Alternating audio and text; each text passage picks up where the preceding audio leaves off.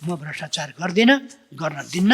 कसैसँग दम छ भने भ्रष्टाचार गरेको कुनै पनि मात्रामा, कुनै पनि ठाउँमा, कुनै पनि सन्दर्भमा भ्रष्टाचार गरेको एउटा कुरा ल्याओस्। स्विजरल्यान्ड ब्याङ्कमा यति अरब डलर लुकाएर राखेको छ, श्रीमतीका नाउँमा लुकाएर राखेको छ, टेलिकममा यति लुकाएर राखेको छ, यस्ता खालका झुटहरू यसमा यति खाएको छ भन्ने तिनै मान्छेहरू पनि कराइराखेका छन्। जो सुन भनेर पित्तल चढायो पशुपतिमा भनेर छानबिन गराउने मान्छेहरू पनि अहिले कराइराखेका सुन्छु। यस्तै हावा कुराहरू गरेर सरकारका काममा चाहिँ आलोचना गर्ने कुनै ठाउँ रहेनछ। चरित्र हत्या गर्नका लागि यस्ता कपोलकल्पित झुटा निराधार हुनै नसक्ने खालका अफवाहहरूको सिर्जना गर्नु र तिनीहरूको गीत गाएर कुद्नु राजनीतिक दलहरूको आफ्नै मर्यादा गरिमा भन्दा विपरीत छ।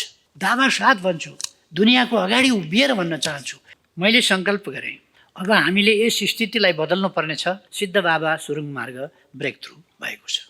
अब केही समयभित्र हामी यस सुरुङ मार्गलाई सञ्चालनमा ल्याउनेछौँ। त्यहाँका जनताको जीवनमा ठुलो परिवर्तन ल्याउनेछ।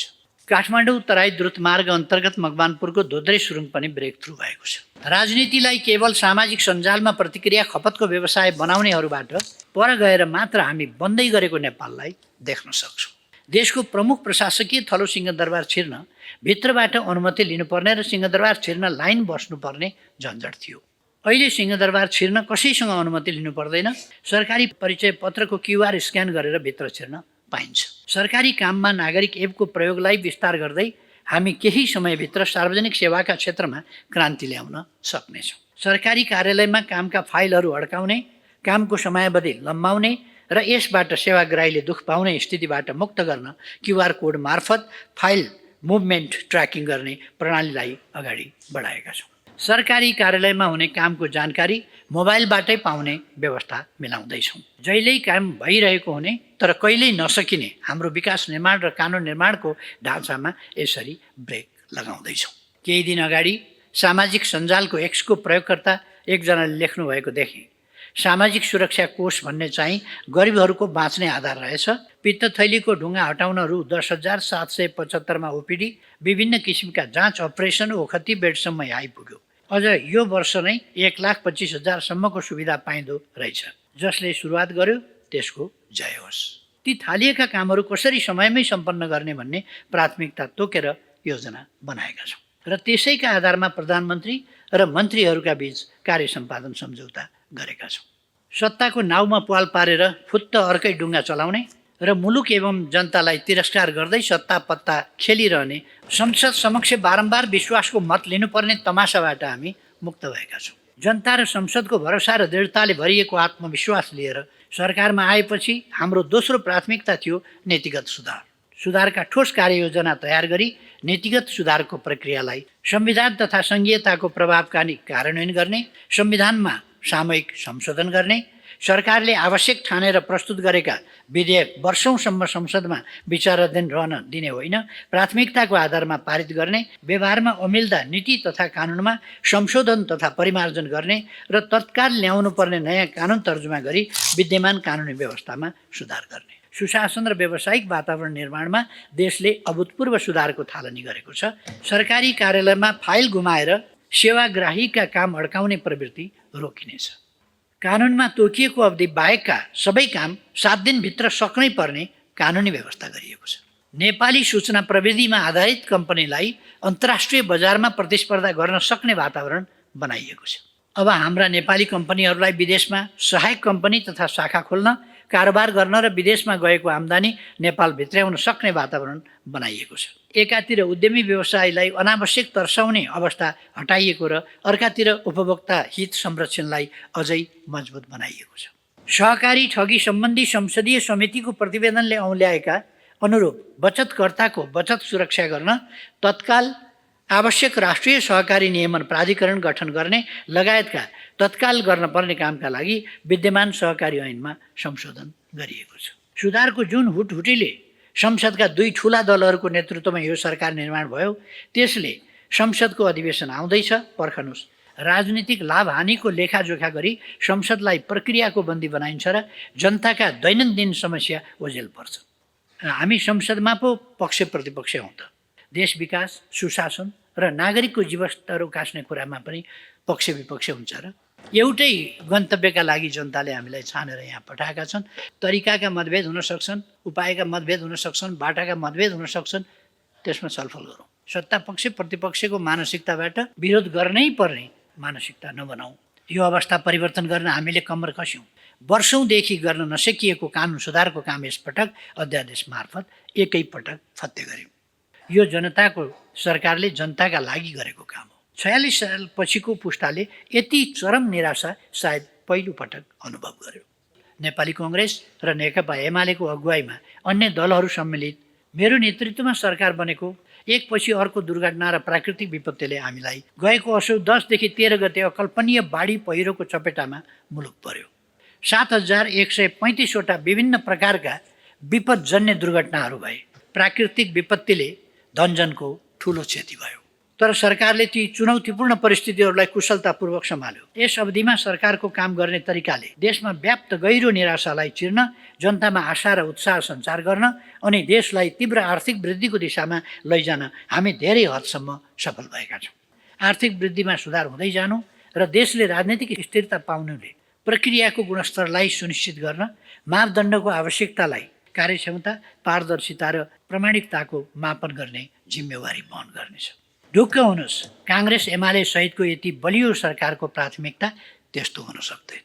सरकार ढल्छ, ढल्नै लाग्यो, पुष मसान्त, माघे सङ्क्रान्ति काट्दैन आदि इत्यादि। एउटा गीत बजारमा अलि ढले ढले ढले ढले भन्ने अलि प्रचारमा छ। आम रूपमा राजनीतिक नेताहरूले गाएको सुन्छु, ढल्यो ढल्यो ढल्यो ढल्यो ढल्यो ढल्यो ढल्यो ढल्यो, आज ढल्यो भरे ढल्यो, भोलि ढल्यो बिहान ढल्यो, बेलुका ढल्यो राति ढल्यो, ढल्यो ढल्यो ढल्यो ढल्यो। राजनीतिमा त्यति सुहाउँदैन। 84 सम्म सरकार टसमस गर्नेवाला छ। कानुन र संविधानमा नमिलेका ठाउँमा हेर्ने हाम्रो निकाय न्यायालय नै हो। सरकारले सीमा नागेमा समाउने धेरै ठाउँ छ। अख्तियार, लोकसेवा, महालेखा जस्ता हाम्रा संवैधानिक निकायहरू छन्। संविधान देश र जनताको हितका लागि साधन हो, साध्य होइन र संविधान असंशोधनीय विषय पनि होइन। पूर्वाधार र समग्र विकासको मामलामा हामी स्रोतको सीमामा चेपिएका छौँ। बिआरआई होस् वा एमसिसी, वर्ल्ड ब्याङ्क होस् वा एडिबी, यो लिन्छु वा त्यो लिन्छु, यसले दिने लिन्छु, त्यसले दिन लिन्ने भन्ने छनौटको सुविधाको तहमा छैन। कुनै समय धेरै ऋण ल्याउन सक्ने अर्थमन्त्री, सफल अर्थमन्त्रीको समेत न्यारेटिभ मुलुकमा थियो। अहिले समय फेरिएको छ। अनुदान हाम्रो राष्ट्रिय स्वार्थसँग नबाज्ने र ऋण सहायता हाम्रो ल्याकतले तिर्न सक्ने लेखाजोखा गरेर नै लिनुपर्छ। उत्पाद गर्छु भनेर भावी पुस्तालाई अन्धाधुन्ध ऋणको जाडोमा पार्ने काम यस सरकारबाट मात्रै होइन, कुनै पनि सरकारले गर्न हुँदैन। हामी सबैको संसद हो यो। हामी छलफल गर्छौँ, सरकारले प्रस्ताव ल्याउँछ, खास गरी प्रस्ताव विधेयकहरू सबै सरकारले ल्याउँछ। स्याङ्जा, कास्की, गुल्मी र अर्घाखाँचीको उत्तरी भेग हुँदै प्युठानलाई बुटवलसँग जोड्नेछ। यही सडक कालीगण्डकी कोरिडरसँग पनि जोडिँदैछ र त्यहाँका जनताको जीवनमा ठुलो परिवर्तन ल्याउनेछ। सडक यात्राको असुरक्षा घटाउन र पूर्वाधारलाई दिगो बनाउन हामीले सुरुङ मार्गको योजना अघि सारेका थियौँ। सम्माननीय सभामुख महोदय, प्रधानमन्त्री भएपछि संसदबाट विश्वासको मत लिने क्रममा मैले भनेको थिएँ, यो सरकारको सबैभन्दा पहिलो प्राथमिकता थालेको काम सक्ने हो। थालेका कामहरूलाई हामीले कहाँ पुर्याउँदैछौँ, यस विषयमा मैले आज यस सम्मानित सदनलाई जानकारी गराउनु पर्दछ। केही म संक्षिप्तमा जानकारी गराउँछु। काठमाडौँ तराई द्रुतमार्ग अन्तर्गत मकवानपुरको धोद्रे सुरुङ पनि ब्रेक थ्रु भएको छ। चीन र भारतलाई जोड्ने हाम्रो राष्ट्रिय गौरवको आयोजना जोगमानी किमाथाङका सडक मार्ग केही दिन अघि मात्रै ब्रेक थ्रु भएको छ। ठेकेदार कम्पनीले काम छोडेपछि बुटोल नारायणघाट खण्डको सडक निर्माणको काम यो सरकार आउँदाका बखत अल्पत्र थियो। आज त्यसको काम द्रुत गतिमा अघि बढिरहेको छ। यो सरकार आउँदा धुलो उडिरहेको मुङलिन पोखरा सडक आज चिल्लो र आकर्षक भएको छ। खेल हाम्रा युवाहरूको जीवनशैली बनेको छ। त्यसैले यसपटक क्याबिनेटको पहिलो बैठकले कीर्तिपुरको क्रिकेट मैदानलाई, खेल मैदानलाई रङ्गशाला बनाउने र त्यसमा फ्लड लाइट जोड्ने निर्णय गरेको थियो। त्यसका लागि टेन्डर आह्वान भएको छ। तोकिएको दिनभित्रै यसलाई सम्पन्न गर्ने गरी काम अघि बढिरहेको छ। रङ्गशालाकै कुरा गर्दा सुर्खेतमा आधुनिक कर्णाली रङ्गशाला तयार भएको छ। देशको दुर्गम भूगोल मानिने कर्णालीमा आधुनिक रङ्गशाला यो हाम्रा युवाको भविष्यका लागि सुखद सन्देश हो। विकास निर्माणका क्रममा ब्रेक थ्रु मात्र होइन, ब्रेक लगाएर राखिएका कतिपय कामलाई पनि हामी आएपछि थ्रु गरेका छौँ। कुनै न कुनै संरचना बनिरहेको र त्यसले जनतालाई सुविधाको ढोका खोलिरहेको खबर नागरिक जीवनका लागि सुखद हो। निराशाको व्यापार गर्ने, असन्तुष्टि र उत्तेजनाको उद्योग चलाउने, त्यसमा नै आफ्नो भविष्य देखिरहेका र राजनीतिलाई सेवाको तपस्याभन्दा व्यवसायको बजार बनाउनेहरूका लागि यस्तो खबर सुखद होइन, दुःखद होला। राजनीतिलाई केवल सामाजिक सञ्जालमा प्रतिक्रिया खपतको व्यवसाय बनाउनेहरूबाट पर गएर मात्र हामी बन्दै गरेको नेपाललाई देख्न सक्छौँ। शीघ्र सार्वजनिक सेवा र सुशासनका क्षेत्रमा हामीले सुरु गरेको नागरिक एप त्यस्तै एउटा पहल हो, जसले सरकारी सेवालाई झन्झट रहित र पारदर्शी बनाएको छ। यसमा 50 भन्दा बढी सेवा आबद्ध छन्। नागरिक एप अहिले नेपालमा सबैभन्दा बढी डाउनलोड हुने नेपाली एपमा पहिलो नम्बरमा छ। हालसम्म 57,26,000 जनताले यसलाई डाउनलोड गरिसकेका छन्। जसरी केही वर्ष अघि क्युआर स्क्यान गरी भुक्तानी थाल्दा हाम्रो भुक्तानी प्रणालीमा नै क्रान्ति आयो, सेवाग्राहीलाई डिजिटल माध्यमबाट भुक्तानीको सुविधा मिल्यो, त्यसै गरी अहिले नागरिक एपबाट क्युआर कोड स्क्यान गरी बैंक खाता खोल्ने र सरकारी सेवा प्राप्त गर्ने सुविधा मिल्दा यसबाट लाइन होइन अनलाइन सेवाको लक्ष्य पुरा हुँदैछ। सरकारी कामलाई छिटो, छरितो र पारदर्शी बनाइँदैछ। नागरिक एपबाटै 1,80,000 भन्दा बढीले प्यान नम्बर लिएका छन्। राष्ट्रिय परिचय पत्र नागरिक एपमा जोड्ने निर्णय भएको 2 हप्तामा 2,50,000 भन्दा बढीले यस एप मार्फत आफूलाई राष्ट्रिय परिचय पत्रमा जोडेका छन्। यस एप मार्फत हामीले सवारी लाइसेन्स लिन, सवारी नियम उल्लङ्घनको जरिमाना तिर्न भइरहेको झन्झट हटाएका छौँ। सवारी लाइसेन्स नागरिक एपमा आबद्ध भएसँगै सवारी चालक अनुमति पत्रको फिजिकल कार्ड नै नचाहिने बताइएको छ। एक दिनमा 55,000 देखि 60,000सम्मले यस सम्बन्धी छरितो सेवा लिइरहेका छन्। सवारी नियम उल्लङ्घन हुँदा ठाउँका ठाउँ अनलाइनबाट जरिमाना तिर्ने व्यवस्था गरिएकाले तिर्ने र लिने दुवै थरी दङ्ग परेको रमाइलो जानकारी सामाजिक सञ्जालमा हामी सबैले देखेका छौँ। हेर्दा सानो कुरा, देशको प्रमुख प्रशासकीय थलो सिंहदरबार छिर्न भित्रबाट अनुमति लिनुपर्ने र सिंहदरबार छिर्न लाइन बस्नुपर्ने झन्झट थियो। अहिले सिंहदरबार छिर्न कसैसँग अनुमति लिनु पर्दैन। सरकारी परिचय पत्रको क्युआर स्क्यान गरेर भित्र छिर्न पाइन्छ। मेरो विश्वास छ सरकारी काममा नागरिक एपको प्रयोगलाई विस्तार गर्दै हामी केही समयभित्र सार्वजनिक सेवाका क्षेत्रमा क्रान्ति ल्याउन सक्नेछौँ। सरकारी कार्यालयमा कामका फाइलहरू अड्काउने, कामको समयावधि लम्बाउने र यसबाट सेवाग्राहीले दुख पाउने स्थितिबाट मुक्त गर्न क्युआर कोड मार्फत फाइल मुभमेन्ट ट्र्याकिङ गर्ने प्रणालीलाई अगाडि बढाएका छौँ। सरकारी कार्यालयमा हुने कामको जानकारी मोबाइलबाटै पाउने व्यवस्था मिलाउँदैछौँ।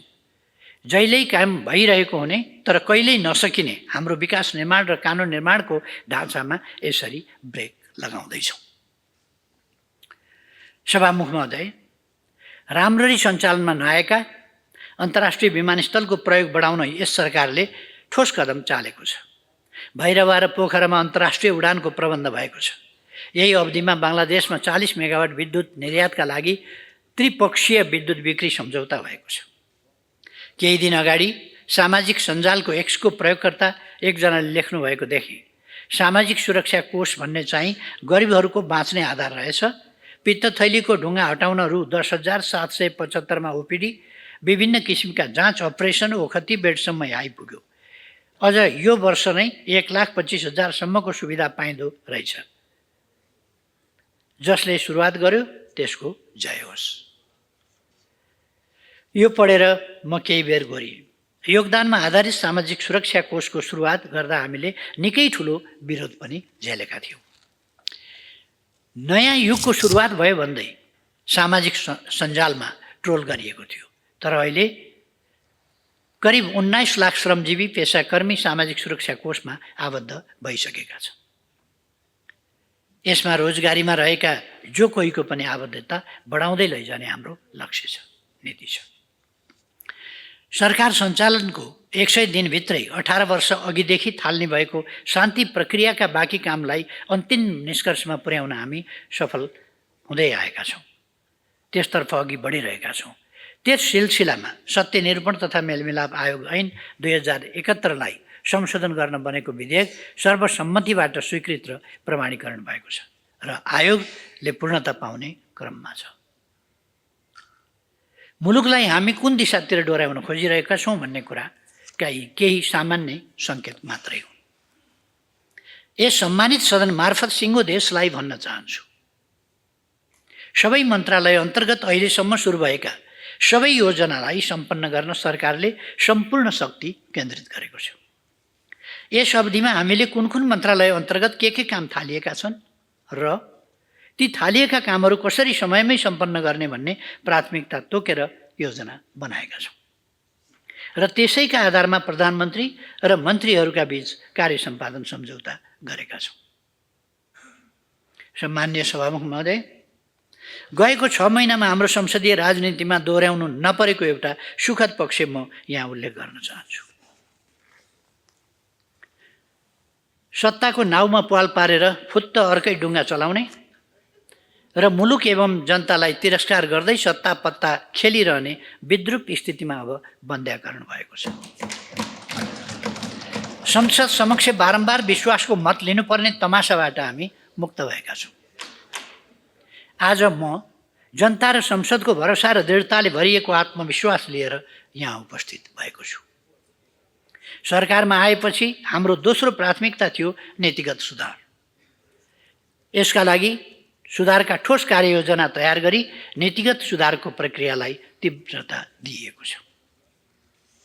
संविधान तथा सङ्घीयताको प्रभावकारी कार्यान्वयन गर्ने, संविधानमा सामूहिक संशोधन गर्ने, सरकारले आवश्यक ठानेर प्रस्तुत गरेका विधेयक वर्षौंसम्म संसदमा विचाराधीन रहन दिने होइन, प्राथमिकताको आधारमा पारित गर्ने या त त्यसलाई फिर्ता लिने, अनावश्यक कानुन खारिज गर्ने, व्यवहारमा अमिल्दा नीति तथा कानुनमा संशोधन तथा परिमार्जन गर्ने र तत्काल ल्याउनु पर्ने नयाँ कानुन तर्जुमा गरी विद्यमान कानुनी व्यवस्थामा सुधार गर्ने। सुशासन र जवाबदेहिता कायम गर्न प्रत्येक मन्त्रालयमा सुधार एकाइ रहने गरी प्रधानमन्त्री तथा मन्त्री परिषदको कार्यालयमा शासकीय सुधार केन्द्र स्थापना गर्ने, आर्थिक सुधार तथा सार्वजनिक खर्च व्यवस्थापनमा सुधार गर्ने, मन्त्रालयगत प्राथमिकताको आधारमा सुधारका कामलाई तीव्रता दिने, प्राथमिकताका यिनै बुँदाका आधारमा सुशासन र शासकीय सुधारका लागि सरकारले प्रधानमन्त्रीको नेतृत्वमा उच्चस्तरीय शासकीय सुधार आयोग र मुख्य सचिवको संयोजनमा शासकीय सुधार कार्यान्वयन समितिको अवधारणा अघि बढाएको छ। आर्थिक सुधार सुझाव आयोग कार्यरत छ। तत्काल आर्थिक तथा व्यावसायिक वातावरण सुधार गरी लगानी अभिवृद्धि गर्न 11 सुशासन प्रवर्धन तथा सार्वजनिक सेवा सम्बन्धी 12, भूमि तथा वन सम्बन्धी 3, आर्थिक कार्यविधि तथा वित्तीय उत्तरदायित्व ऐन, निजीकरण ऐन र सहकारी ऐन गरी 29 वटा ऐनमा अध्यादेश मार्फत संशोधन गरिएका छन्। अध्यादेश मार्फत एकैपटक यी कानुन संशोधन गरिएपछि मिडियाकै शब्द सापटी लिएर भन्छु, सुशासन र व्यावसायिक वातावरण निर्माणमा देशले अभूतपूर्व सुधारको थालनी गरेको छ। यसबाट अब सरकारी कार्यालयमा फाइल गुमाएर सेवाग्राहीका काम अड्काउने प्रवृत्ति रोकिनेछ। कानुनमा तोकिएको अवधि बाहेकका सबै काम 7 दिनभित्र सक्नै पर्ने कानुनी व्यवस्था गरिएको छ। नेपाली सूचना प्रविधिमा आधारित कम्पनीलाई अन्तर्राष्ट्रिय बजारमा प्रतिस्पर्धा गर्न सक्ने वातावरण बनाइएको छ। अब हाम्रा नेपाली कम्पनीहरूलाई विदेशमा सहायक कम्पनी तथा शाखा खोल्न, कारोबार गर्न र विदेशमा गएको आम्दानी नेपाल भित्र्याउन सक्ने वातावरण बनाइएको छ। विदेशमा भएको आम्दानी नेपाल भित्र्याउन सक्ने वातावरण बनाइएको छ। उपभोक्ता हित संरक्षण सम्बन्धी आपसमा बाजिएका कानुनमध्ये अप्रासङ्गिक कानुन खारेज गरिएको छ। प्रतिस्पर्धाको माध्यमबाट वस्तुको मूल्य निर्धारण हुने व्यवस्था गरी एकातिर उद्यमी व्यवसायलाई अनावश्यक तर्साउने अवस्था हटाइएको र अर्कातिर उपभोक्ता हित संरक्षणलाई अझै मजबुत बनाइएको छ। उद्योग दर्ताका लागि निवेदन दिएको 15 दिनभित्र सरकारी अधिकारीले निर्णय दिनुपर्ने र यस अवधिमा निर्णय नदिए स्वत उद्योग सञ्चालनको मान्यता दिने व्यवस्था गरिएको छ। उद्यमीले कम्पनी खोल्न पाउने तर टाढ फर्किँदा समेत बन्द गर्न अनावश्यक झन्झटमा फस्नुपर्ने अवस्था सदाका लागि अन्त गरिएको छ। सहकारी ठगी सम्बन्धी संसदीय समितिको प्रतिवेदनले औल्याएका अनुरूप बचतकर्ताको बचत सुरक्षा गर्न तत्काल आवश्यक राष्ट्रिय सहकारी नियमन प्राधिकरण गठन गर्ने लगायतका तत्काल गर्न पर्ने कामका लागि विद्यमान सहकारी ऐनमा संशोधन गरिएको छ। अध्यादेशबाट प्राप्त हुने उपलब्धिको सूची लामो छ। यसका विशेषताका बारेमा व्यापक सामाजिक बहस भइसकेको छ। यसप्रति मान्यज्यूहरू जानकार नै हुनुहुन्छ। सभामुख महोदय, संसदको गएको अधिवेशनपछि आजका दिनमा आइपुग्दा 29 कानुन संशोधन गरी अध्यादेश ल्याइयो। सरकारले अहिले नै किन अध्यादेश ल्याउनु पर्यो यसबारे थोरै चर्चा गर्ने अनुमति चाहन्छु। हामीले लामै समयदेखि सार्वजनिक वृत्तमा सुन्दै आएका छौँ, ढिलो भयो, अपेक्षा अनुरूप अवस्थामा परिवर्तन आएन। प्रश्न हामी सबैका माझ छ। त्यही अवस्थामा परिवर्तन गर्न सामाजिक सेवाका क्षेत्रमा के सुधार गर्नुपर्छ? व्यावसायिक क्षेत्रको मनोबल बढाएर उत्पादनमा वृद्धि गर्न कहाँ अवरोध छ? जनताले कहाँ कुन कानुनको उल्झनले दुःख पाइरहेका छन्? ती उल्झन र गाँठाहरू तत्काल फुकाउन कानुनी सुधार नै पहिलो पाइला थियो। नियमित प्रक्रियाबाट एउटा कानुन पारित गरी लागू गर्न न्यूनतम 5-6 महिना लाग्नेमा हामी सबै जानकार नै छौँ। एकातिर प्रक्रिया, अर्कोतिर नतिजा। सुधारको जुन हुटहुटीले संसदका 2 ठुला दलहरूको नेतृत्वमा यो सरकार निर्माण भयो, त्यसले संसदको अधिवेशन आउँदैछ पर्खनुस् भन्ने समय हामीसँग थिएन। संसद नभएको बेला संसदको नियमित प्रक्रियाबाट राष्ट्रिय अपेक्षा प्राप्तिमा ढिला हुने अवस्था, यस्तै बेलामा त हो सरकारले अध्यादेश जारी गर्ने। हामी सबैले एउटा कुरा स्वीकार गर्न अप्ठ्यारो मान्नु हुँदैन। कतिपय समयमा राजनीतिक लाभ हानिको लेखाजोखा गरी संसदलाई प्रक्रियाको बन्दी बनाइन्छ र जनताका दैनन्दिन समस्या ओझेल पर्छ। हामीले यसपटक त्यसो हुन नदिउँ भन्ने ठान्यौँ। अध्यादेशको सन्दर्भमा धेरै माननीयहरूले कन्टेन्ट होइन, प्रोसेसमा प्रश्न गर्नुभएको मैले सुनेको छु। केही साथीहरूले सोध्नु भएको छ, संसदलाई छलेर किन अध्यादेश ल्याएको? त्यस्तो प्रश्न सोध्ने साथीहरूलाई पनि थाहा छ। अध्यादेश ल्याउने भनेको संसद नचलेको बेलैमा हो। संविधानले नै संसद नचलेका बेला मात्रै अध्यादेश ल्याउने व्यवस्था गरेको छ, होइन र? सम्माननीय सभामुख महोदय, हामी संसदमा यो पक्ष प्रतिपक्ष हौँ त, हामी संसदमा पो पक्ष प्रतिपक्ष हौँ त। देश विकास, सुशासन र नागरिकको जीवनस्तर उकास्ने कुरामा पनि पक्ष विपक्ष हुन्छ र? हामी पक्ष विपक्ष होइनौँ कि एउटै गन्तव्यका लागि जनताले हामीलाई छानेर यहाँ पठाएका छन्। त्यसमा तरिकाका मतभेद हुन सक्छन्, उपायका मतभेद हुन सक्छन्, बाटाका मतभेद हुन सक्छन्, त्यसमा छलफल गरौँ। तर सधैँ प्रतिपक्ष पक्ष, सत्ता पक्ष प्रतिपक्षको मानसिकताबाट विरोध गर्नै पर्ने खालको अवस्था, मानसिकता नबनाऊ, मेरो आग्रह छ।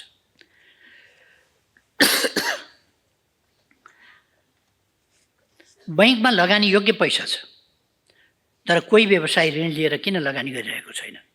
विदेशबाट रेकर्ड ब्रेक रेमिटान्स भित्रिँदा पनि किन बजारमा मागमा कमी आइरहेको छ? घर जग्गा व्यवसाय किन सुस्तायो? यस अवस्थालाई सरकारले सावधानीपूर्वक निहालिरहेको थियो। यो अवस्था परिवर्तन गर्न हामीले कम्मर कस्यौँ। निजी क्षेत्रको मनोबल उकास्न, देशमा लगानी र व्यावसायिक वातावरण बनाउन, सुशासन र नागरिकको जीवनमा प्रभाव पार्ने वर्षौँदेखि गर्न नसकिएको कानुन सुधारको काम यसपटक अध्यादेश मार्फत एकैपटक फत्ते गर्यौँ। यसप्रति म थोरै पनि नैष्क्रिय चाहिकन भन्न चाहन्छु, यो जनताको सरकारले जनताका लागि गरेको काम हो। एउटा कुरा विनम्रताका साथ राख्न चाहन्छु, अध्यादेश होस् वा विधेयकको विषयवस्तु, त्यसमाथि हुने हाम्रा बहसलाई इस्यु आधारित बनाऊँ, गुणदोषका आधारमा हुने नहुनेतिर केन्द्रित गरौँ, सार्वजनिक खपतको प्रचारबाजीमा सीमित नराखौँ। अब अध्यादेश संसदको सम्पत्ति भएको छ। आजका मितिबाट हामीसँग 60 दिन छ। यसलाई अस्वीकार गर्ने वा जस्ताको तस्तै पारित गर्ने या भनौँ त्यसमाथि पनि थपघट गर्ने गरी प्रतिस्थापन विधेयक पारित गर्ने, के गर्ने, यो सम्मानित सदनको जिम्मा भयो। सम्मान्य सभामुख महोदय, मैले बताइरहनु पर्दैन, हामीले सरकारको जिम्मा लिँदा देशको स्थिति जर्जर थियो। मैले त्यति बेला यही संसदको रोस्टममा उभिएर भनेको पनि थिएँ। 46 साल पछिको पुस्ताले यति चरम निराशा सायद पहिलोपटक अनुभव गर्यो। देशप्रति आम जनताको भरोसा टुटेको थियो। तिनको मनोबल नराम्ररी गिरेको थियो। विकास निर्माणका काम चौपट थिए। अर्थतन्त्र अत्यन्तै सकसपूर्ण अवस्थामा थियो। त्यस विकराल अवस्थाबाट मुलुकलाई जोगाउन हामी दुई दल, नेपाली कांग्रेस र नेकपा एमालेको अगुवाईमा अन्य दलहरू सम्मिलित यो सरकार निर्माण भयो। मेरो नेतृत्वमा सरकार बनेको 6 महिना नाग्यो। मैले नयाँ प्रधानमन्त्रीको रूपमा शपथ लिए लगत्तै एकपछि अर्को दुर्घटना र प्राकृतिक विपत्तिले हामीलाई बिथोल्यो। गएको असोज 10 देखि 13 गते अकल्पनीय बाढी पहिरोको चपेटामा मुलुक पर्यो, जसका कारण देशभर 7135 वटा विभिन्न प्रकारका विपदजन्य दुर्घटनाहरू भए। प्राकृतिक विपत्तिले धनजनको ठूलो क्षति भयो। कृषि बाली, पशु चौपाया एवं सडक, पुल, खानेपानी, सञ्चार, विद्यालय, विद्युत लगायतका भौतिक संरचनामा ठूलो नोक्सानी भयो। तर सरकारले ती चुनौतीपूर्ण परिस्थितिहरूलाई कुशलतापूर्वक सम्हाल्यो। परिणामस्वरूप त्यो क्षतिका बावजुद पनि यस वर्ष दशैंको अवसरमा काठमाडौँ छोडेर दशैंमा घर फर्किनेको सङ्ख्या अघिल्लो वर्ष जस्तै करिब 8 लाख पुग्यो। हामीले सबै तत्काल व्यवस्था गर्यौँ यातायात। मलाई लाग्छ यस अवधिमा सरकारको काम गर्ने तरिकाले देशमा व्याप्त गहिरो निराशालाई चिर्न, जनतामा आशा र उत्साह सञ्चार गर्न अनि देशलाई तीव्र आर्थिक वृद्धिको दिशामा लैजान हामी धेरै हदसम्म सफल भएका छौँ। यद्यपि हामीले गर्न बाँकी काम धेरै छ। सभामुख महोदय, आँकडामा बोल्नुपर्दा हामी सरकारमा आउनु अघि र पछिका अर्थतन्त्रका केही परिसूचकको तुलनात्मक जानकारी राख्ने अनुमति चाहन्छु। चालु आर्थिक वर्षको 6 महिनाको पुँजीगत खर्च 15%ले वृद्धि भएको छ। गएको आर्थिक वर्षको तुलनामा राजस्व सङ्कलन 13%ले बढेको छ। नेपाल सरकारको कुल खर्च गत वर्षको यसै अवधिको तुलनामा 17.8%ले वृद्धि भएको छ। गत वर्ष यही अवधिमा अघिल्लो वर्षको तुलनामा यस्तो वृद्धि दर 1.7% मात्रै थियो। चालु आर्थिक वर्षको तुलनामा 7.1%ले आयात वृद्धि भएको छ। चालु आर्थिक वर्षको 6 महिनामा वस्तु निर्यात 31.8%ले बढेको छ। गएको वर्ष यसै अवधिमा 7.1% मात्र वृद्धि थियो। चालु आर्थिक वर्षको 6 महिनामा गएको वर्षभन्दा करिब 35 अर्ब रुपियाँ कर्जा बढी प्रभाव भएको छ। चालु आर्थिक वर्षको पुष मसान्तसम्ममा नेप्से परिसूचक 2594 रहेको छ। गत वर्षको यसै अवधिमा 2120 रहेको थियो। चालु आर्थिक वर्षको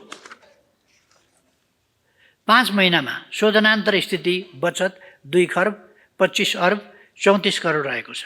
गत वर्षको यसै अवधिमा 2 खर्ब 16 अर्ब 5 करोड रहेको थियो।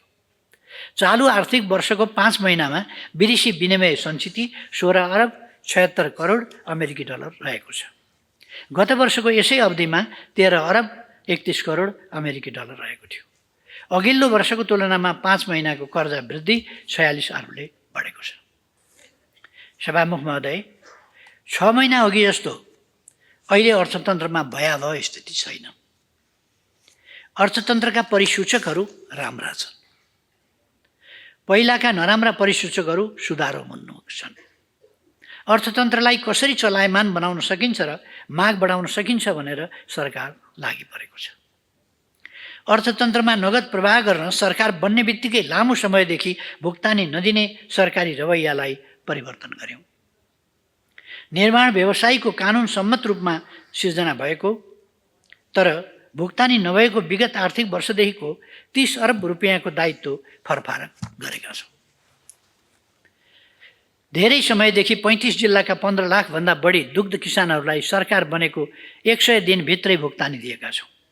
त्यसै गरी करिब 75,000 उखु किसानहरू जसले वर्षौँदेखि आफ्नो पसिनाको मूल्य पाउन सकेका थिएनन् उनीहरूले पनि आफ्नो अनुदान बापतको भुक्तानी पाइसकेका छन्। कृषिबाली तथा पशुधन बिमामा समावेश भएका हजारौँ कृषकहरूको बिमा बापतको भुक्तानी गर्न 80 करोड रुपियाँ बिमा प्राधिकरणको खातामा पठाइएको छ। अर्थतन्त्रलाई लयमा ल्याउन सरकारले जे गर्न सकिन्छ ती सबै उपायहरू अवलम्बन गरेको छ। निजी क्षेत्रकै माग बमोजिम अर्थतन्त्र सुदृढीकरणका लागि आर्थिक सुझाव आयोग जस्ता महत्त्वपूर्ण आयोगहरूको गठन गरिएको छ। तिनले दिएका सुझावहरू कार्यान्वयन गर्ने चरणमा सरकार पुगेको छ। अन्तर्राष्ट्रिय स्वतन्त्र विज्ञ संस्थाबाट नेपालको सार्वभौम साख मूल्याङ्कन क्रेडिट रेटिङको कार्य सम्पन्न भएको छ। नेपालले पाएको रेटिङ BB- दक्षिण एसियामा भारत पछिकै उच्च हो। विदेशी मुद्रा सञ्चित उच्च हुनु, आर्थिक वृद्धिमा सुधार हुँदै जानु र देशले राजनीतिक स्थिरता पाउनुले यो उपलब्धि हासिल गर्न सकिएको हो। वस्तु सेवा र प्रक्रियाको गुणस्तरलाई सुनिश्चित गर्न मापदण्डको आवश्यकतालाई ध्यानमा राख्दै नेपाल एक्रिडिटेसन सेन्टर सञ्चालनमा ल्याएको छ। यसले मुलुकभरका विभिन्न क्षेत्रका गुणस्तर निर्धारण गर्ने संस्थाहरूको कार्यक्षमता, पारदर्शिता र प्रामाणिकताको मापन गर्ने जिम्मेवारी वहन गर्नेछ। विकास र सुशासनलाई सँगसँगै लैजान र जनतामा भरोसा जगाउन यस सरकारले प्राथमिकता तोकेर काम गरिरहेको छ।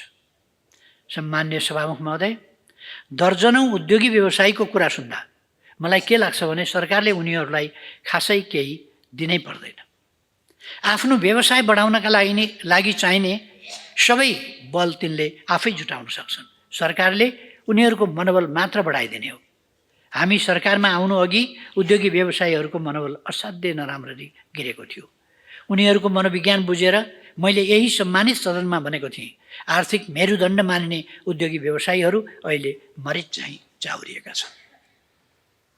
आज उद्यमीहरू शिथिल औद्योगिक क्षेत्रमा धुकधुकी पलाएको प्रतिक्रिया दिइरहेका छन्। यस सन्दर्भमा अध्यादेश जारी भएपछि सरकारलाई धन्यवाद दिन बालुवाटारमा आएका व्यवसायीहरू, उहाँहरू सङ्गठित ढङ्गले उहाँहरूका प्रतिनिधि सङ्गठनहरू, सबैजसो सङ्गठनहरूको प्रतिनिधित्व गर्दै आउनुभएको थियो उहाँहरू, र उहाँहरूले दिएका प्रतिक्रिया स्मरण गर्न चाहन्छु। निजी क्षेत्रको व्यवसायी सङ्गठनका नेताहरूले भन्नुभयो, सरकारले गरेको सुधार सपना जस्तो लाग्यो। त्यहाँ आयोजित अर्को कार्यक्रम आइटी मिटअपका एक सहभागीले भने, सरकारले आफ्नो काम गर्यो, अब म मेरो काम गरेर देखाउँछु। 5,000 जनालाई रोजगारी दिने मेरो सपना पुरा हुने भयो। धन्यवाद सरकार। यी प्रतिनिधिमूलक प्रतिक्रियाले हाम्रो निजी क्षेत्रको मनोबलको सङ्केत गर्दछ। निजी क्षेत्रको मनोबल उकास्नका लागि हामीले 2वटा काम गर्यौँ। पहिलो, सरकार स्टन्टबाज भयो र सरकारले थुन्ने अनि सुन्ने काम गर्यो भन्ने टिप्पणी भइरहेका सुनिन्थे। उतिखेर सरकार सुशासनका काम नीतिगत र संरचनाका तवरबाट होइन, क्यामेराका अगाडि मन्त्री र अधिकारीले गर्ने एक्सन कट प्रदर्शनबाट गरिरहेको देखिन्थ्यो। पर्दामा एउटा मञ्चन, नेपथ्यमा अर्कै तारतम्य मिलाइएको हुन्थ्यो। सरकारले भ्रष्टाचार विरोधी एक्सन मञ्चमा गरिरहने, भित्रभित्रै तारतम्य मिलाएर डरलाग्दा अनियमितता हुर्किरहने प्रवृत्ति अहिले छैन। दोस्रो, उद्यमी व्यवसायीहरूको हातखुट्टा फैलाउन अवरोधका रूपमा रहेका कतिपय नीतिगत व्यवस्थामा उनीहरूको अपेक्षाभन्दा बढी अघि बढेर सरकारले कानुनमा सुधार गरेको छ।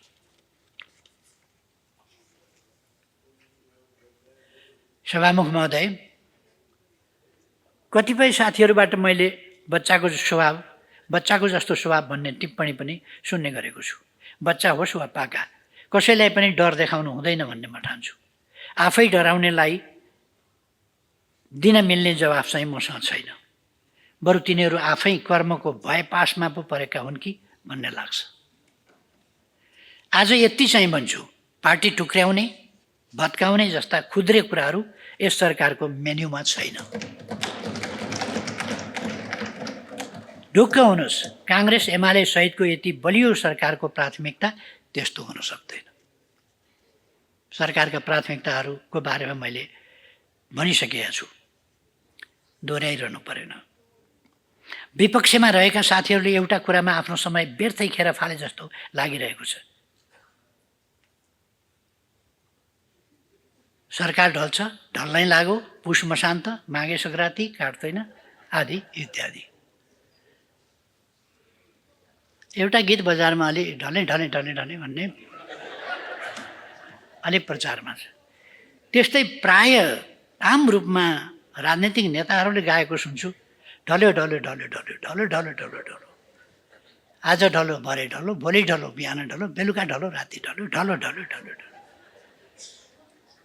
यो गीत मनोरञ्जनका लागि पार्टी उत्सवहरूमा सुहाउला, राजनीतिमा त्यति सुहाउँदैन।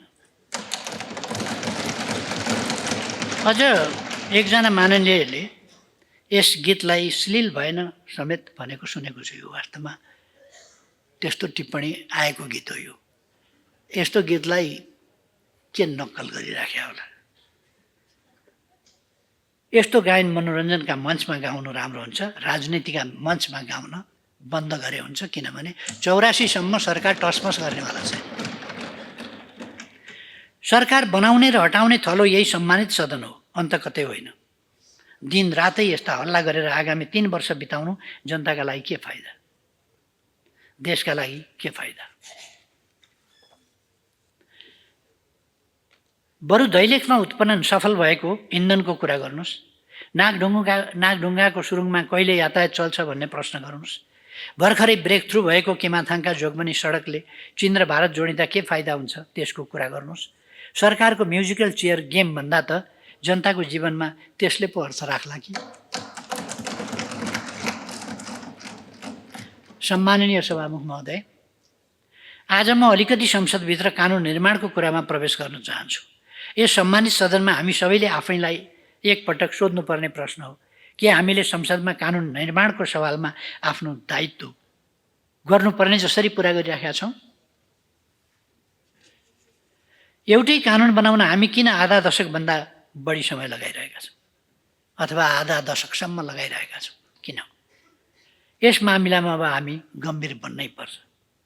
आवश्यक भएकैले सरकारले विधेयक ल्याउँछ, त्यसको हतारो यस सम्मानित सदनले नै महसुस नगर्ने हो भने सुशासन कहाँबाट आउँछ? जसले जारी भएको अध्यादेश संसद सुरु भएको मितिबाट 60 दिनभित्र कानुनको रूपमा प्रतिस्थापन गर्ने वा अस्वीकार गर्नै पर्छ। त्यसै गरी म विनम्र आग्रह गर्न चाहन्छु, अबदेखि विधेयकलाई पनि 60 दिनभित्रै छिनोफानो गरौँ। छलफललाई अत्यन्तै समय पुगेन भने बढीमा एकपटक गरी 30 दिनको समय ननगाउँ। हतारो भएरै ल्याइएको विधेयक 3-3 महिनाभित्र पनि पारित हुन सकेन भने त्यसले मुलुकलाई न्याय गर्दैन। यसप्रति गम्भीर बनौँ,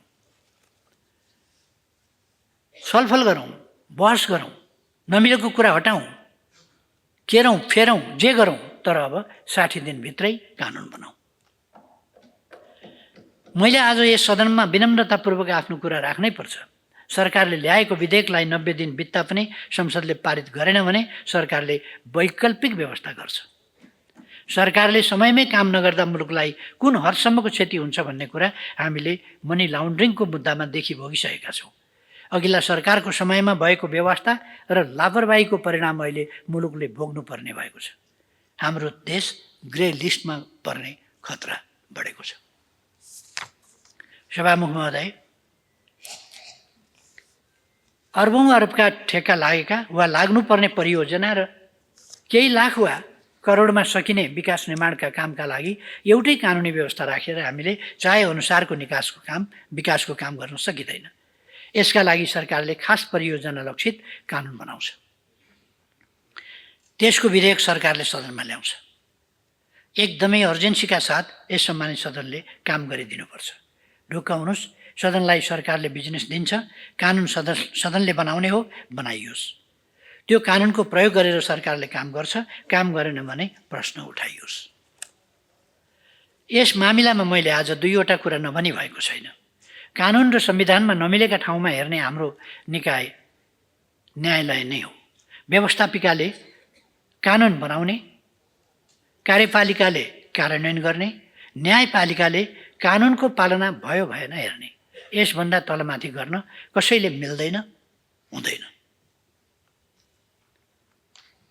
सेपरेसन अफ पावर भनेको कम्प्लिमेन्ट अफ पावर हो, competition in exercise of power होइन। मलाई लाग्छ देश विकासको मामिलामा सबै निकायको कोअपरेसन अफ पावर पनि हामीलाई चाहिएको छ। सरकारले सीमा नागेमा समाउने धेरै ठाउँ छ, अरू निकायका पनि सीमा छन्। याद गरौँ, सीमा नाग्दा अरूलाई पनि बाँध्ने ठाउँ छ। अख्तियार, लोकसेवा, महालेखा जस्ता हाम्रा संवैधानिक निकायहरू छन्। यी निकायका तोकिएका काम, कर्तव्य र अधिकार छन्।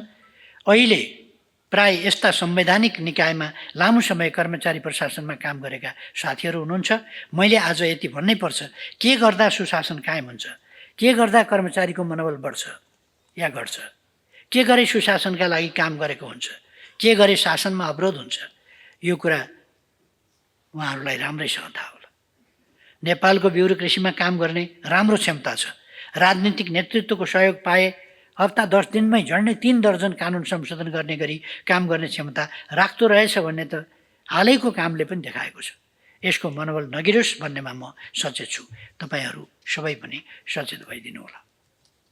सम्माननीय सभामुख महोदय, आज यस सदनमा मैले दिल खोलेर आफ्नो कुरा राखेको छु। म चाहन्छु 80 को दशक हाम्रा सामु समृद्धिका लागि सहकार्यको दशक बनोस्। अबको दशकलाई दिगो आर्थिक विकास, समृद्धि र सामाजिक रूपान्तरणतर्फको यात्रा गर्ने अवसरको रूपमा हामीले लिन सकौँ। यसो एकपटक फर्केर हेरौँ त, 46 सालपछि हामीले 3 दशक बितायौँ। 50 पछिको 1 दशक अन्यल र गन्जागोलको समयभन्दा फरक पर्दैन। यसलाई बहुदलीय व्यवस्था विरुद्ध हिंसाको दशक पनि भन्न सकिएला। यो दशक राजनीतिक अस्थिरता, अनिश्चितता र गन्जागोलले भरिएको दशक थियो। 60 को दशकलाई गणतन्त्र स्थापना र सङ्क्रमणकालको दशक भन्न सकिएला। यो दशकले नयाँ संविधान निर्माणको प्रयास गर्यो। 70 को दशक सङ्क्रमणको अन्त्य, संविधान निर्माण तथा समृद्धिको आधार निर्माणको दशक रह्यो। यस दशकमा नाकाबन्दी र भूकम्पले सिर्जना गरेका बाधाहरू पन्छाउँदै संविधान कार्यान्वयन गर्ने, कानुन बनाउने र दूरगामी महत्त्वका पूर्वाधार निर्माणका काम भए। संविधान कार्यान्वयन गर्ने, भूकम्पपछिको पुनर्निर्माण गर्ने, स्थायित्व कायम राख्ने र शान्ति प्रक्रियालाई संस्थागत गर्ने दशकको रूपमा यसलाई लिन सकिन्छ। तर अब 80 को दशक समृद्धिको दशक हुनुपर्छ। यस दशकलाई खेर नफालौँ। अबको दशकलाई विकासको दशक बनाऊ र देशलाई स्थिरता दिउँ। यसको लागि हामीले संविधान, ऐन र कानुनमा जहाँ जे संशोधन र परिवर्तन चाहिन्छ गर्नुपर्छ। हामीले सुरुदेखि भन्दै आएका छौँ, संविधान देश र जनताको हितका लागि साधन हो, साध्य होइन। र संविधान असंशोधनीय विषय पनि होइन। हामीले संविधान बनाएको 10 वर्ष भयो। अब यसको रिभ्यू गर्ने बेला आएको छ। हामीले यसो भन्दा कतिपयले संविधान संशोधन गर्नु पश्चगमन हो भन्न समेत भ्याए। तर आज फेरि तिनी शक्तिहरू संविधान संशोधनको कुरा खै भन्दै हिँडेको देख्दा उहाँहरूले पनि यो मुद्दालाई बोक्न थाल्नु भएछ होइन भनेर मलाई खुसी लागेको छ। सभामुख महोदय, यस सरकारले संविधान प्रारम्भ भएपछि अभ्यासमा देखा परेका सबल र दुर्बल पक्ष तथा अभ्यासका क्रममा देखा परेका जटिलताको समीक्षा गरी राजनीतिक स्थायित्वको लागि संविधानमा आवश्यक संशोधन र तदनुकूलको कानुन निर्माण गर्ने विषयलाई प्राथमिकता दिन्छ। यसका लागि सरकारमा रहेका नेपाली कांग्रेस र नेकपा एमाले विज्ञ सम्मिलित आन्तरिक अध्ययन कार्यदल बनाएको छ। त्यससँगै सरकार पक्षीय दलहरूसँगको छलफल गरिनेछ। विभिन्न पक्षसँग सघन विमर्श गरी पहिले संविधान संशोधनका विषय पहिचान गरिनेछ र पहिचान गरेका विषयहरूमाथि संसदमा प्रतिनिधित्व गर्ने वा बाहिर रहेका दलहरू र सरकारवालाहरूसँग छलफल गरिनेछ। हामी स्पष्ट छौँ, पार्टीहरूका आफ्नै धारणा र पोजिसन हुन सक्दछन्। मिलेका कुरामा साझा धारणा बनाइनेछ, नमिलेका कुरामा बहस र छलफल गरिनेछ। संविधान संशोधन विधेयक ल्याउने काम सरकारको हो। बहस छलफल आधारित निष्कर्षबाट सरकारले साझा धारणा बनाउँछ र त्यसैमा आधारित संशोधन प्रस्ताव तयार गर्छ। सम्माननीय सभामुख महोदय, हामी हाम्रो छिमेक सम्बन्धमा गम्भीर छौँ।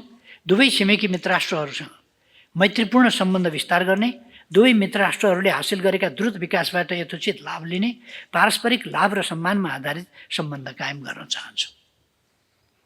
अन्तर्राष्ट्रिय सम्बन्धका सन्दर्भमा हामी पारस्परिक सहयोग, विश्व शान्ति र समृद्धिको पक्षमा रहन्छौँ र न्यायोचित राष्ट्रिय हितको पक्षमा अडिग छौँ। म यस बीचमा अन्तर्राष्ट्रिय सम्बन्धमा हासिल भएको उपलब्धि संक्षेपमा राख्ने अनुमति चाहन्छु। संयुक्त राष्ट्रसङ्घको 79औं महासभामा हाम्रो सहभागिता उपलब्धिपूर्ण रह्यो। 10 दिनको अवधिमा मैले सरदर दिनको 4वटा कार्यक्रममा सहभागिता जनाएँ। मित्र राष्ट्रहरूका राष्ट्र प्रमुख र सरकार प्रमुखहरूसँग भेटवार्ता गरेँ। जलवायु परिवर्तन सम्बन्धी हाम्रो चासो र समिट अफ फ्युचरमा मुलुकको दृष्टिकोण राखेँ। हामी यही मे 16-18मा जलवायु परिवर्तन र माउन्टेन इकोनोमी आधारित अन्तर्राष्ट्रिय स्तरको संवाद गर्दैछौँ। त्यसलाई हामीले सगरमाथा संवाद भनेका छौँ, जसको घोषणा हामीले गरिसकेका छौँ। मैले गत मङ्सिरको 17देखि 20 गतेसम्म मित्रराष्ट्र चीनको औपचारिक भ्रमण गरेँ। अत्यन्तै सफल त्यस भ्रमणको क्रममा आपसी हितका धेरै विषयका अतिरिक्त नेपाल र चीनबीच बहुचर्चित BRI फ्रेमवर्क सहकार्यसहित विभिन्न सम्झौता समझदारी पत्रमा हस्ताक्षर भएको छ। चीन सरकारका तर्फबाट विक्रम सम्वत 2072 सालदेखि हालसम्म घोषणा गरिएका अनुदान रकम र नगद सहयोग अमेरिकी डलर 20 मिलियन, करिब नेहरू 2 अरब 70 करोडका अतिरिक्त राष्ट्रपति सी जिनपिङद्वारा थप अनुदान 500 मिलियन RMB, करिब नेहरू 9 अरब 34 करोड घोषणा भएको छ। भ्रमणका क्रममा भएका सहमतिलाई समेटी नेपाल र चीनबीच संयुक्त विज्ञप्ति जारी गरिएको छ। विज्ञप्तिमा दुई देशबीच विगतमा भएका सहमति, समझदारी र निर्णयहरूको कार्यान्वयनको समीक्षा गर्नुका साथै नेपाल चीन सम्बन्धलाई थप उचाइमा लैजाने भावी कार्यदिशा समावेश गरिएको छ। चीन भ्रमणताका BRI-लाई लिएर अनावश्यक बहस र गलत भाष्य स्थापित पनि गर्न खोजिएको थियो। यस सन्दर्भमा एउटा टिप्पणी राख्ने अनुमति चाहन्छु। पूर्वाधार र समग्र विकासको मामलामा हामी स्रोतको सीमामा चेपिएका छौँ। BRI होस् वा MCC, वर्ल्ड ब्याङ्क होस् वा ADB वा AIIB, हाम्रो अवस्था यो लिन्छु वा त्यो लिन्छु, यसले दिने लिन्छु, त्यसले दिन लिन्ने भन्ने छनौटको सुविधाको तहमा छैन। अनुदान होस् वा सहुलियत ऋण, FDI होस् वा ब्लेन्डेड फाइनान्स, मुलुक र जनतालाई अहित नगर्ने शर्तमा स्वीकार्नुको विकल्प हामीसँग छैन। हामी त्यसै गरी विभिन्न संस्था, विभिन्न देशहरूसँग विभिन्न ऋणहरू स्वीकारिरहेका छौँ। कुनै समय धेरै ऋण ल्याउन सक्ने अर्थमन्त्री, सफल अर्थमन्त्रीको समेत न्यारेटिभ मुलुकमा थियो। अहिले समय फेरिएको छ। अनुदान हाम्रो राष्ट्रिय स्वार्थसँग नबाज्ने र ऋण सहायता हाम्रो ल्याकतले तिर्न सक्ने लेखाजोखा गरेर नै लिनुपर्छ। चोखो बन्छु भनेर अविकासमा जकडिने, उत्पाद गर्छु भनेर भावी पुस्तालाई अन्धाधुन्ध ऋणको जालोमा पार्ने काम यस सरकारबाट मात्रै होइन, कुनै पनि सरकारले गर्न हुँदैन। यस सदनमा हामी कोही सरकार पक्षमा छौँ, कोही प्रतिपक्षमा छौँ। यो हामीले रोजेर ल्याएको प्रणाली हो। बहुदलीय प्रणाली, सत्तापक्ष र प्रतिपक्ष हुने प्रणाली, संवैधानिक सत्तापक्ष, संवैधानिक प्रतिपक्ष हुने प्रणाली, जनताका हितमा राष्ट्रलाई अलमलबाट तीव्र गतिको विकासमा लैजान कोही पनि प्रतिपक्ष हुन पर्दैन। यस काममा हामी सबै मिलेर अगाडि बढौँ भन्ने म आग्रह गर्न चाहन्छु। संसदको यस अधिवेशनले आवश्यक नयाँ कानुन दिएर विकासको रफ्तारलाई तीव्रता दिन नयाँ रेकर्ड राख्नेछ भन्ने मेरो विश्वास छ। एउटा कुरा म भन्न चाहन्छु, धेरै पटक अघि पनि मैले सुने यहाँ संसद प्रतिपक्षको हो भनेर, अनि सत्तापक्षको चाहिँ यो के हो त? हामी सबैको संसद हो यो। हामी सबैले विचार व्यक्त गर्ने संसद हो। हामी विचारहरू ल्याउँछौँ, हामी छलफल गर्छौँ, सरकारले प्रस्ताव ल्याउँछ, खास गरी प्रस्ताव विधेयकहरू सबै सरकारले ल्याउँछ। त्यस कारण यहाँ यो प्रतिपक्षको संसद हो, सरकारले ल्याउन पाउँदैन भन्ने कुरा हुँदैन। सरकारले ल्याउँछ विधेयकहरू, सदनलाई बिजनेस दिने काम सरकारको हो, सरकारले ल्याउँछ र हामी सबैले थिति विधि नियम अनुसार सदन चलाउँछौँ, आफ्ना अभिव्यक्तिहरू राख्छौँ थिति विधि अनुसार। मलाई एउटा कुरामा सन्तोष लागेको छ, सरकारले कुनै आलोचना योग्य काम गरेको पाइएन, सन्तोषजनक काम नगरेको भन्ने कुनै कतैबाट आलोचना उठ्या बरु पाइएन। बरु हावादारी कुराहरू बजारमा छरेको पाइयो।